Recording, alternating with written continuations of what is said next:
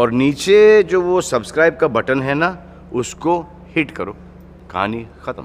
देखो मत, जल्दी से करो सब्सक्राइब। दोस्तों, मिथिलेश कुमार श्रीवास्तव एक ऐसा नाम है जिस नाम को सुनकर आपको कोई चेहरा याद ना आता हो, लेकिन वही नटवर लाल नाम लिया जाए तो आप लगभग मुहावरा बन चुके इस नाम को कभी ही भूल पाएंगे।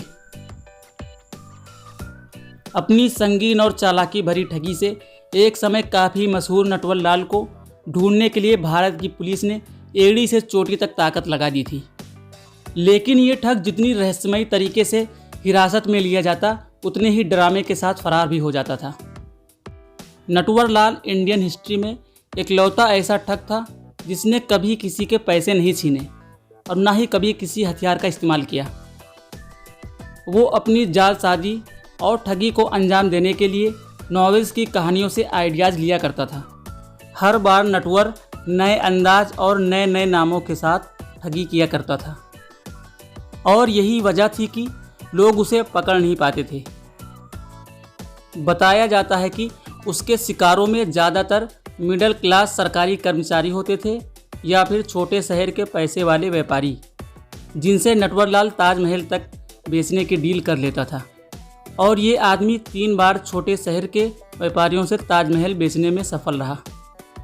इसके अलावा उसने लाल किला, राष्ट्रपति भवन और संसद भवन को भी नीलाम कर दिया था।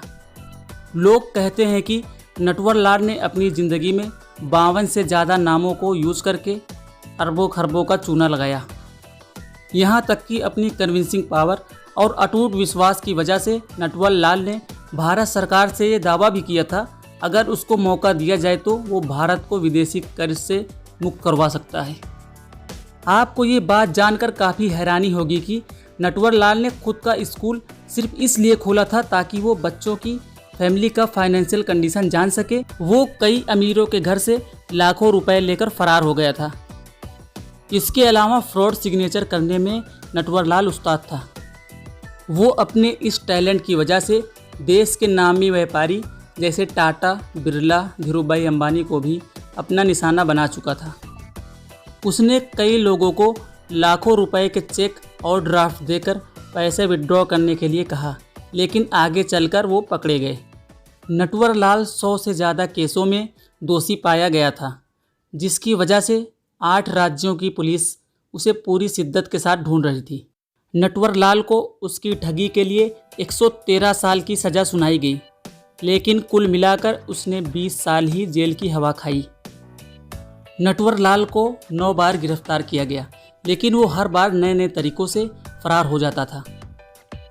उसके फरार हो जाने की वजह से कई सारे सिपाही और थानेदार निलंबित कर दिए गए थे। आखिरी बार नटवर लाल को 1996 में गिरफ्तार किया गया था। उस समय उसकी उम्र 84 साल थी, लेकिन इस बार भी वो अपनी चालाकी से फरार होने में सफल रहा। नटवर लाल को अपने किए गए कामों पर किसी तरह की कोई शर्मिंदगी नहीं थी। वो अपने आप को रॉबिन हुड से कम नहीं समझता था। वो कहता था कि मैं अमीरों से लूटकर गरीबों में बांट देता हूँ। इतनी धोखेबाजी के बाद भी नटवर लाल के फैंस की कमी नहीं थी। यहाँ तक कि बिहार में उसके गांव वालों की ये मांग थी कि नटवर लाल के नाम का स्मारक बनना चाहिए।